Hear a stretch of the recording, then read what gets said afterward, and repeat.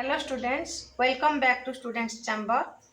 आज हम real number में फंडामेंटल थ्योरम ऑफ एरिथमेटिक पढ़ेंगे।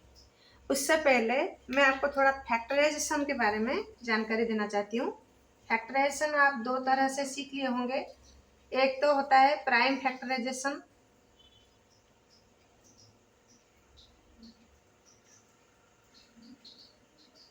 जिसमें आप प्राइम नंबर्स के मल्टीपल की तरह एक कंपोजिट को निकालते हैं। जैसे सपोज मैंने ले लिया 24 को।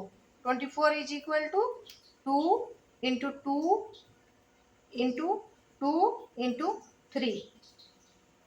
तो ये प्राइम फैक्टराइजेशन है। और एक आपने पढ़ा होगा फैक्टर ट्री, जिसमें क्या होता है, एक चेन ऑफ फैक्टर्स रहते हैं। एक कंपोजिट के चेन ऑफ फैक्टर्स रहते हैं। जैसे कि 24 को मैंने ले लिया तो इसके ऐसे निकलते हैं 2 इंटू 12, फिर 12 का निकलता है 2 इंटू 6, फिर 6 के 2 इंटू 3। यह एक ट्री की तरह ऐसे सजाया जाता है, इसीलिए इसको फैक्टर ट्री बोलते हैं। अब उसी से रिलेटेड एक थ्योरम है फंडामेंटल थ्योरम ऑफ एरिथमेटिक, हम इसको पढ़ेंगे। अब थ्योरम है every composite number can be expressed or factorized as a product of primes, and this factorization is unique apart from the order in which the prime factors occur। मतलब every composite number, अब composite number क्या है, prime number क्या है, इसके बारे में थोड़ा सा जानकारी देती हूँ। कंपोजिट नंबर है जिसके दो से ज्यादा फैक्टर्स होते हैं। जैसे कि प्राइम नंबर क्या होता है, जिसके दो ही फैक्टर होते हैं। जैसे कि 1 हो गया और वो इटसेल्फ जैसे खुद हो गया वो। लेकिन कंपोजिट क्या है, इन दोनों के अलावा और दूसरा कोई फैक्टर होता है तो उसको कंपोजिट नंबर बोलते हैं। तो every composite number can be expressed or factorised as a product of primes and this factorisation is unique. Unique का क्या मतलब होता है, जो फैक्टर्स इसके निकलते हैं वो यूनिक होते हैं, वन एंड ओनली। उनके जैसे और दूसरा कोई फैक्टर नहीं हो सकता। हम एक छोटा सा एग्जांपल लेते हैं। एक नंबर लिया मैंने 12, एक नंबर लिया 18। 12 के फैक्टर से 2 इंटू 2 इंटू 3। 18 के है 3 इंटू 3 इंटू 2। तो इसमें देखिए, इसमें भी फैक्टर्स 2 3 है, इसमें भी 3 2 3 है, लेकिन इनके जो ऑर्डर्स है वो अलग है। मतलब ये अगर 2 स्क्वायर इंटू 3 ऐसे आता है तो ये आता है 3 स्क्वायर इंटू 2। तो ये दोनों सेम नहीं है, इनका कॉम्बिनेशन अलग है। तो यही बता रहा है थ्योरम कि हमारा जो जितने भी कंपोजिट नंबर है वो सबको हम प्राइम फैक्टर के जरिए हम लिख सकते हैं, प्रोडक्ट्स ऑफ प्राइम फैक्टर। लेकिन वो जो फैक्टराइजेशन हम करेंगे वो यूनिक आता है, उनके जैसा दूसरा कोई नहीं होता। 12 की तरह 12 का आता है 2 इंटू 2 इंटू 3। 18 का आता है 3 इंटू 3 इंटू 2। 3 इंटू 3 इंटू 2 कभी भी 12 नहीं होगा। ये है थियोरी। इस थियोरम को समझने के लिए हम एक एग्जांपल लेते हैं। Consider the number 4 to the power n where n is a natural number. Check whether there is any value of n for which 4 to the power n ends with the digit 0। तो मतलब क्या है कि n अगर कोई natural number है, 4 to the power n का कोई एक वैल्यू, उसमें हमारा डिजिट वंस डिजिट में हमारा 0 आता है। ये हमको चेक करना है कि 0 आता है कि नहीं आता है। तो चलो चेक करते हैं। अगर 0 आता है, 4 to the power n is equal to एक वैल्यू हुआ, उसका वंस डिजिट में 0 आया, तो ये क्या हो जाएगा, 4 to the power n is divisible by 5 हो जाएगा।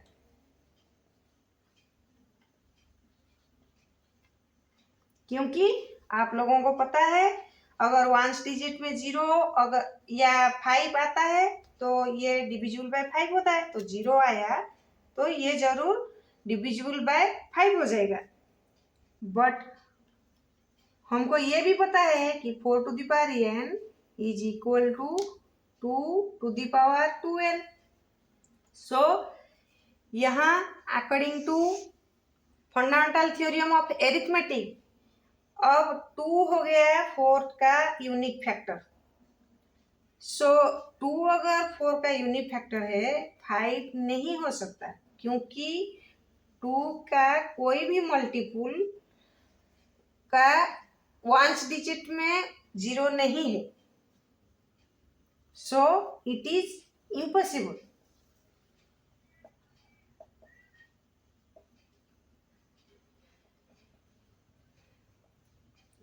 that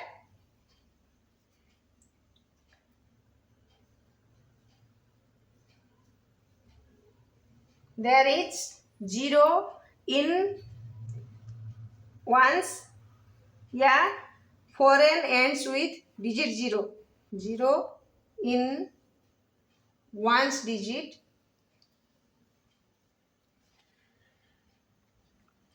या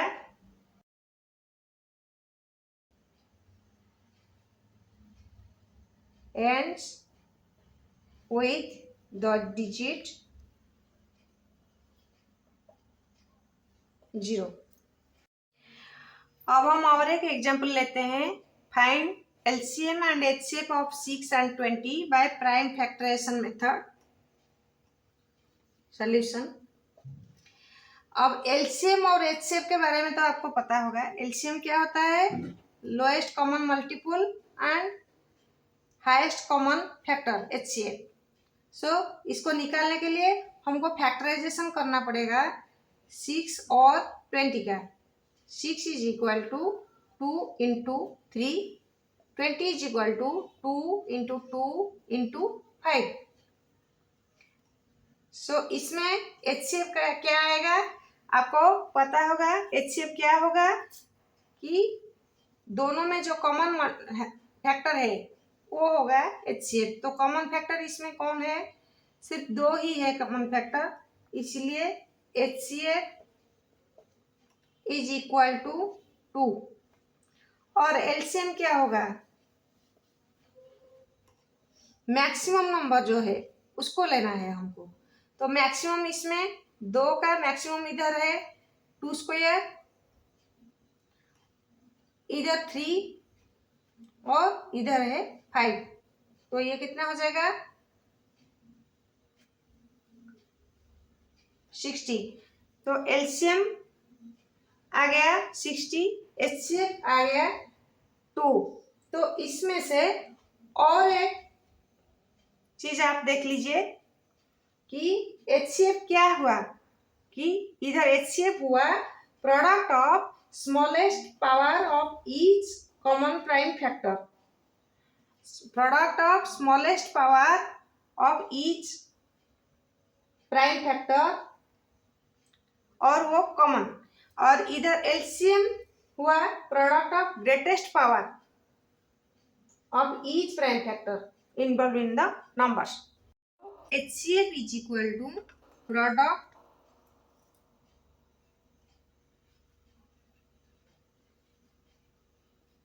of the lowest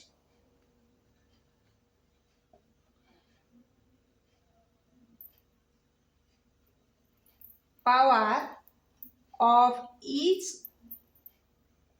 common prime factor।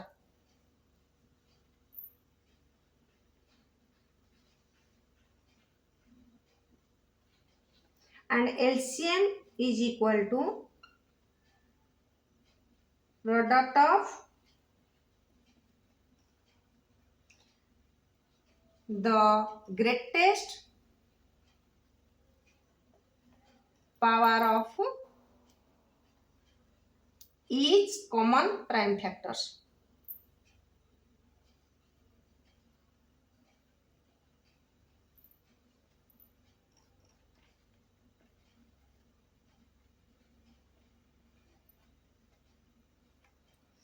Notice कीजिए ये हो गया आपका HCF और ये हो गया LCM। हमारा नंबर्स क्या है? 6 और 20, तो product of the numbers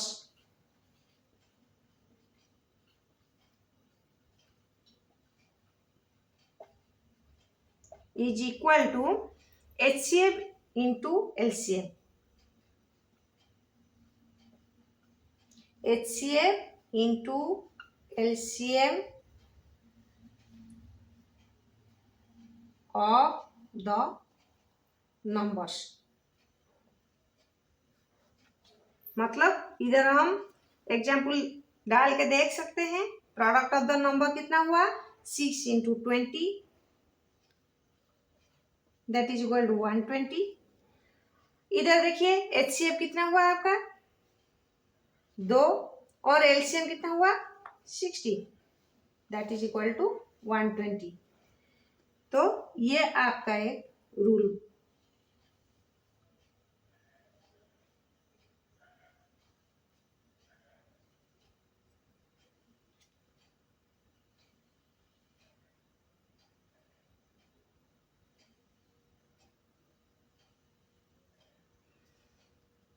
statement को समझने के लिए अब हम और एक एग्जांपल लेते हैं।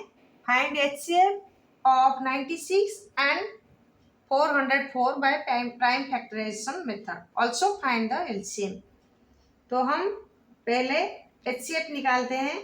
HCF निकालने के लिए हमको प्राइम फैक्टराइजेशन करना पड़ेगा। 96 इज इक्वल टू, इसको अगर प्राइम फैक्टराइजेशन करते हैं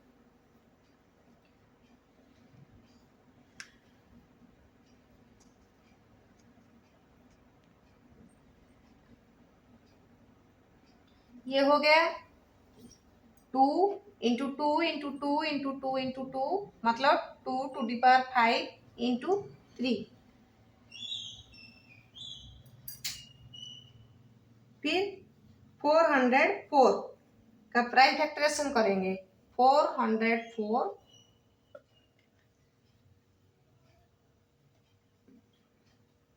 ये हो गया 2 का स्क्वायर इंटू 101, 101। तो इसमें आपका HCF कितना आएगा,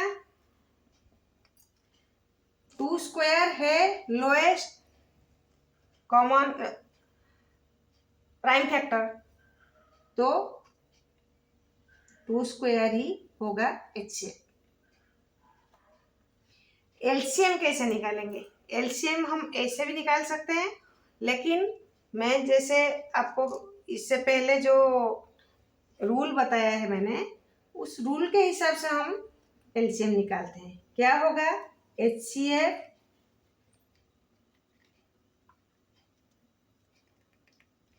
into LCM is equal to product of two numbers.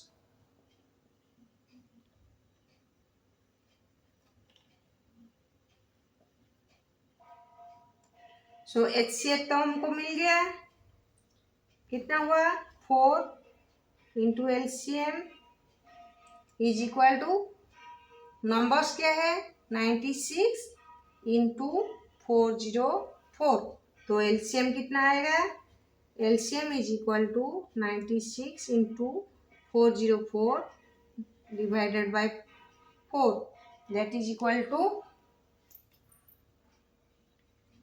9696। ये हो गया एक एग्जाम्पल। चलिए बस इतना ही। अगले वीडियो में हम एक्सरसाइज 1.2 डिस्कस करेंगे। तब तक के लिए बाय बाय।